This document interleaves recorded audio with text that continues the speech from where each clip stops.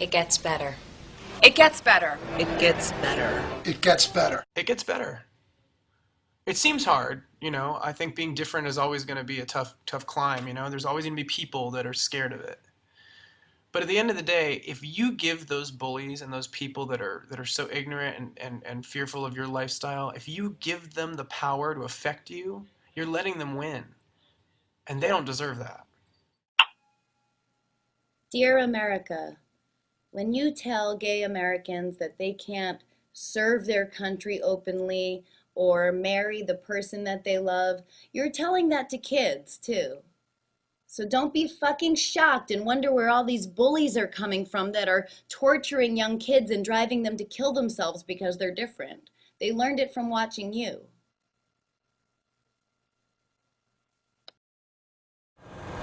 I've had occasion to spend the night sitting on the end of a bed with a mother with the brains of her beautiful, handsome son splattered all over the walls, trying to help her understand what had happened. The pain, it's the worst night of my life, and the pain that I was feeling doesn't even touch what she had to be going through. A few years back, Bonnie and I sat together at the funeral for one of her very close high school friends.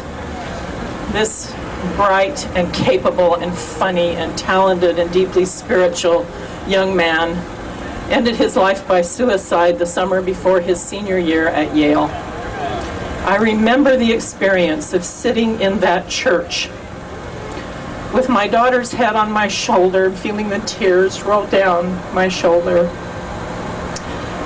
And in this church where the service was held was a stained glass window showing a picture of Christ with the lambs, and beneath it the scriptural injunction, "Feed my sheep." And the thought occurred to me then, this was a lamb we did not feed. We did not feed him. He starved for the lack of love and support that should have been there for him. Seth Walsh, 13-year-old boy from Tehachapi, California, who hung himself in his mother's backyard on a tree and then was rushed to the hospital and lingered for about a week until he died the last few days of September. Today we heard of two more who were just found who killed themselves in September. Jeanette Blanchette, who was 21, Chantel Doobie, age 17. They were partners. They killed themselves together. We are in a state of crisis. This is a strange occurrence where so many happen in 1 week, but beyond our attention, this is happening on a regular basis. This is not new news. It is just that it's finally being highlighted and reported by the media. We have a national epidemic and a need for a long overdue conversation. Bullying is a form of terror. We've used that term a great deal in the last several years in this country. When we can't send our children to schools, when they can't go to a playground, when they can't walk down the street and round the corner without fear of their safety and their lives from other children, other people's children, there's something wrong. LGBTQ youth are 4 times more likely to attempt suicide than their straight peers.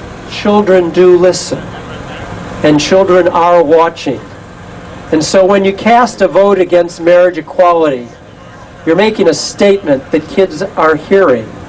And when you vote against, just a few years ago, hospital visitation rights, whatever the issue of the day is, they're against it. Looking back, it looks so ridiculous. You voted against hospital visitation rights? What were you thinking? The idea of teaching hatred and homophobia as family values must stop. No more. Not on our watch. Not one more. Billy Lucas, September 9, 2010, age 15. Cody J. Parker, September 13, 2010, age 17.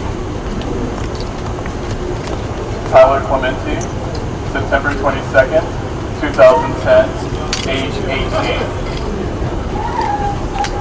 Asher Brown, September 23rd, 2010, age 13. Seth Walsh, September 25th, 2010, age 13.